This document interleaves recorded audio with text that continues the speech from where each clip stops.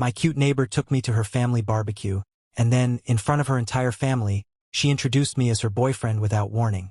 But I had never once held her hand, never taken her on a date, never been anything to her but the quiet man who lived next door.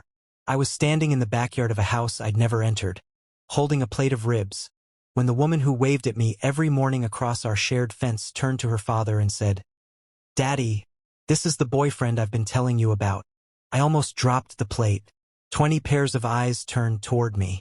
Her father's face broke into a smile so wide it made my chest ache, and I had 3 seconds to decide. Blow up her lie in front of everyone she loved, or play along. My name is Ethan. I'm 34. Divorced 2 years now, the kind of man my ex-wife once described in a single, quiet, devastating sentence. She said living with me was like living with furniture. Present. Functional.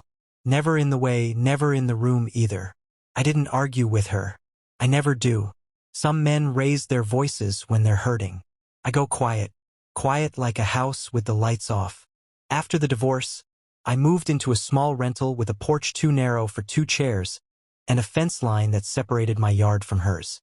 That's how I met her. Not through a conversation, through a fence. Her name was Claire. She lived next door with a garden that smelled like rosemary and cut grass, and every morning at exactly 7:15, she'd step outside in an old flannel shirt, coffee mug in hand, and lift her hand in a small wave across the fence before I even opened my door. She never waited for me to wave first. She just did it every single day like it was already decided between us that this was ours. I looked forward to that wave more than I looked forward to anything else in my life. I never told anyone that. I barely admitted it to myself. Then, about 8 months ago, something changed. Every Saturday morning, I'd open my front door to grab the newspaper, and there would be something sitting on my porch railing. A jar of homemade jam. A loaf of bread still warm enough to fog the plastic wrap. A small potted herb with a folded note that just said, "Thought you could use some greenery." No name, no signature, nothing. I knew it was her. Nobody else in that neighborhood baked bread that smelled like cinnamon and rain. I never once asked her why. I told myself it was neighborly kindness, nothing more. But I counted every single one. 34 Saturdays. 34 small, quiet gifts left by a woman who barely said more than good morning to me. And every single time, I stood on my porch holding whatever she'd left, asking myself the same question I never had the courage to ask her face to face. Why me? Then, 3 days before that barbecue, she knocked on my door for the first time in 8 months of living beside each other. Not a wave, an actual knock. She stood there in the doorway wearing a soft green sweater, her hair pulled back, looking somehow more nervous than I'd ever seen her. She said her family was hosting a barbecue that weekend, and her father's knee had been giving him trouble, and her brother was working a double shift, and they needed an extra pair of hands to help set up chairs and tables. Would I mind coming? I said sure. Just like that. No hesitation, no second thought. I didn't stop to wonder why. Out of everyone she could have asked, she was standing on my porch asking me. The drive to her parents' house took 20 minutes down a road lined with old oak trees, their branches hanging so low they nearly brushed the roof of my car. The house itself sat at the end of a gravel driveway, white paint peeling gently at the corners, a porch with 2 rocking chairs that looked like they'd witnessed 30 years of Sunday dinners. Smoke curled up from a grill in the backyard, carrying the smell of charcoal and something sweet, maybe brown sugar, maybe honey. String lights hung between the trees, waiting for the sun to go down. Claire's father met me at the gate. A broad, weathered man in his 60s, with hands like they'd built half the house themselves. He looked at me the way fathers look at men they're quietly measuring, deciding in the first few seconds whether you're worth the trust they haven't given you yet. Then his face softened, and he pulled me into a handshake that turned into something close to a hug. "Claire's told us so much about you," he said. I nearly choked on the words before they even reached me. Told them so much about me? In 8 months of living next door to her, she'd never said more than a dozen sentences to me in total. And yet here was her father, treating me like I'd been part of this family's Sunday dinners for years. I helped carry folding tables across the yard. I stacked chairs beside the porch. I laughed at stories about Claire as a little girl, chasing fireflies barefoot in this very yard. Stories told by aunts and uncles I had never met but who somehow already knew my name. And then Claire walked out through the screen door, crossed the yard toward me with an ease that startled me, slid her arm through mine like she'd rehearsed the motion 1,000 times in her head, and turned to her father with words that stopped my heart in my chest. "Daddy, this is the boyfriend I've been telling you about." The plate in my hands tilted. 20 faces turned toward me at once. And somewhere behind that porch light, I caught Claire's eyes locked onto mine, and in them I read something she could never have said out loud in front of her whole family. "Please, don't correct me. Not here. Not now." I gave one small nod. That was all it took. For the rest of the evening, I became Claire's boyfriend in front of people who loved her more than anything on earth. I sat beside her at the long table under the string lights. I let her lean her shoulder against mine when the conversation slowed into that lazy, comfortable rhythm only families have. Aunts and uncles asked the usual questions. "What do you do? Where did you two meet? How long have you been together?"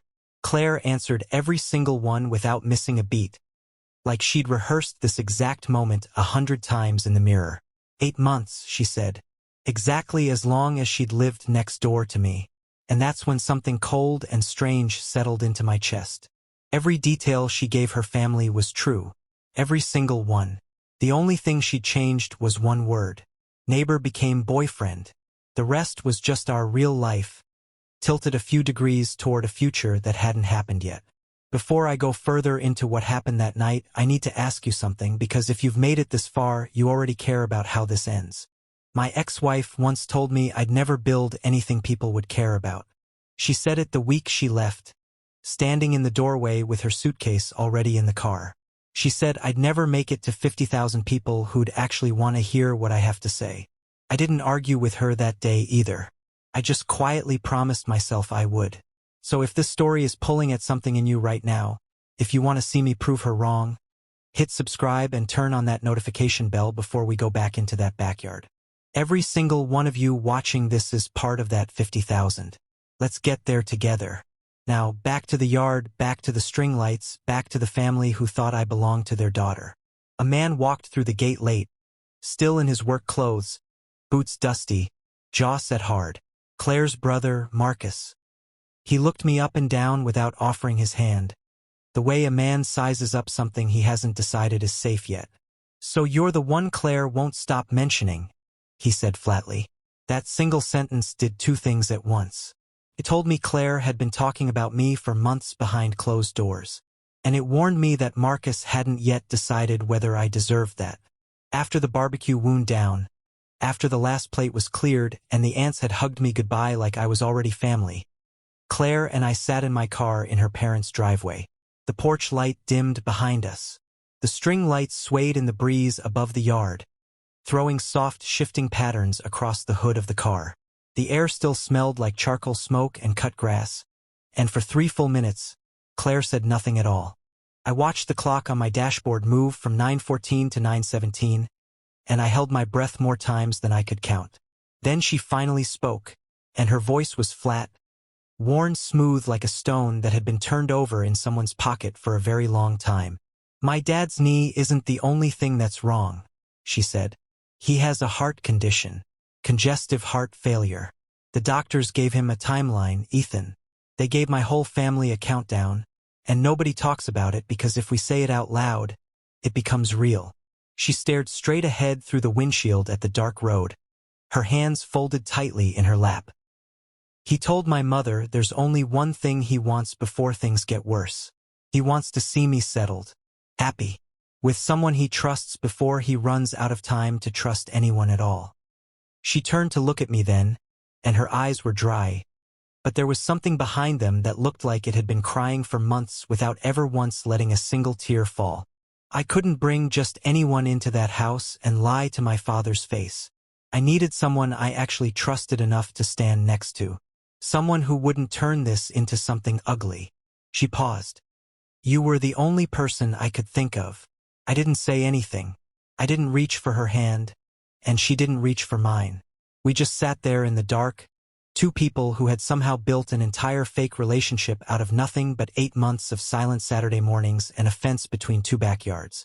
When I finally drove home that night, I walked into my kitchen and stood there under the flickering light, staring at the loaf of bread she'd left me 3 days earlier, now going stale on my counter. And for the first time since my divorce, I felt something crack open inside my chest that I thought had sealed shut for good. I wasn't angry that she'd used me. I wasn't even confused anymore about why she'd chosen me out of everyone she knew.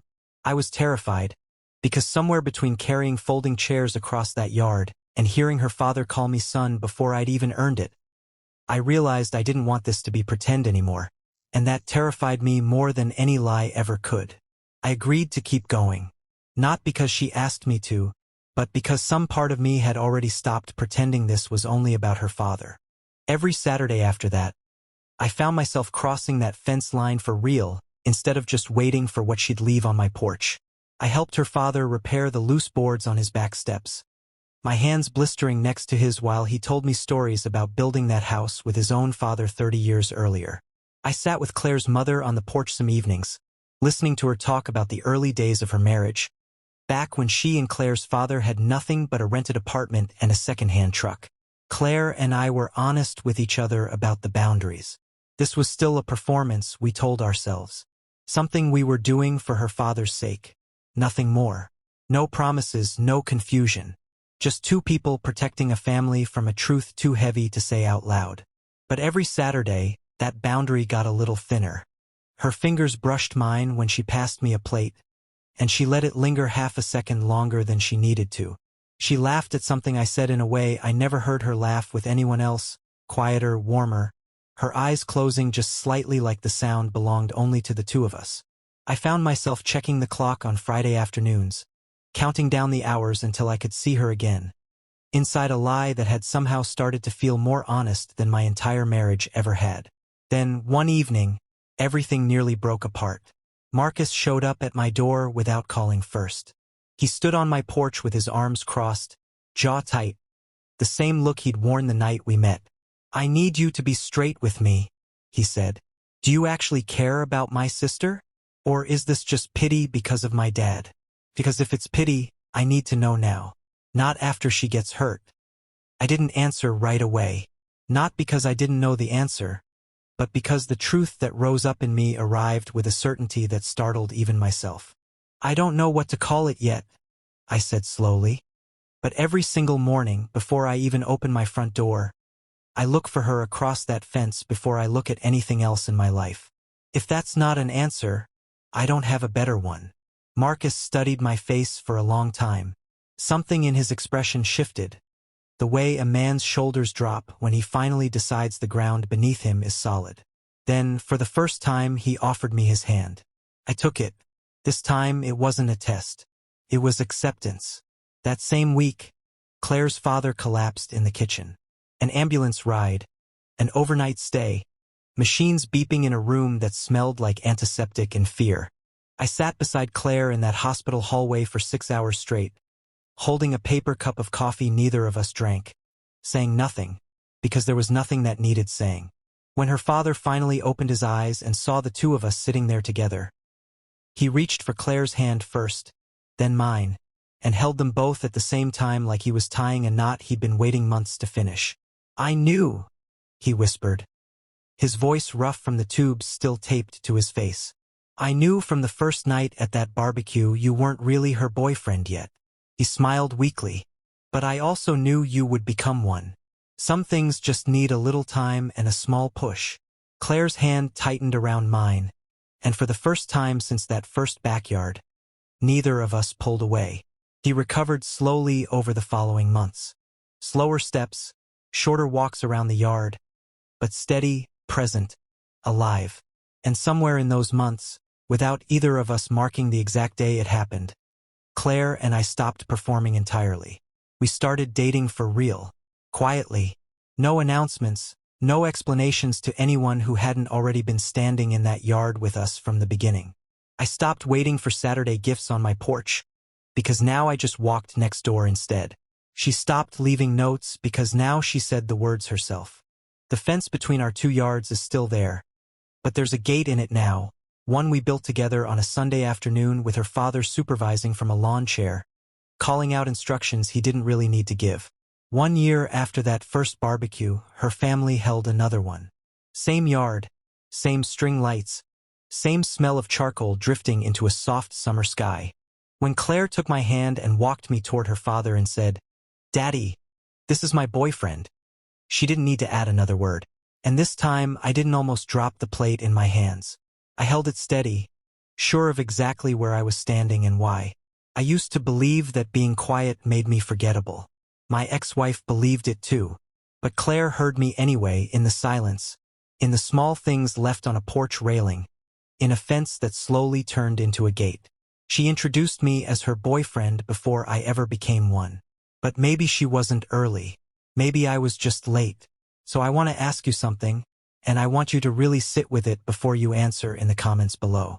If someone you loved introduced you to their family as theirs, before you had ever said a single word about it out loud, would you correct them in front of everyone they love, or would you quietly decide to become exactly what they already believed you were?